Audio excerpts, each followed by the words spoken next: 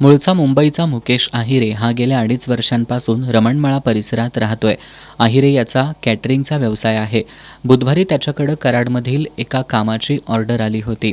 आज पहाटे मुकेश आहिरे हा त्याच्या चारचाकीतून कराडला गेलेल्या कामगारांना परत आणण्यासाठी चालला होता.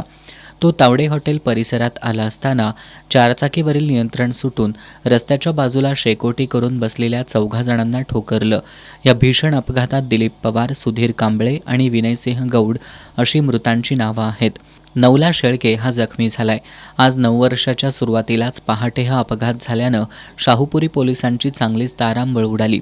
अपघाताची माहिती मिळताच शाहूपुरी पोलिसांनी घटनास्थळी धाव घेऊन मृतदेह उत्तरीय तपासणीसाठी CPRला पाठवलेत, तर जखमी नवला शेळके याला उपचारासाठी CPRमध्ये दाखल केलं. या प्रकरणी चारचाकी वाहन चालक मुकेश आहिरे याला शाहूपुरी पोलिसांनी अटक केली आहे.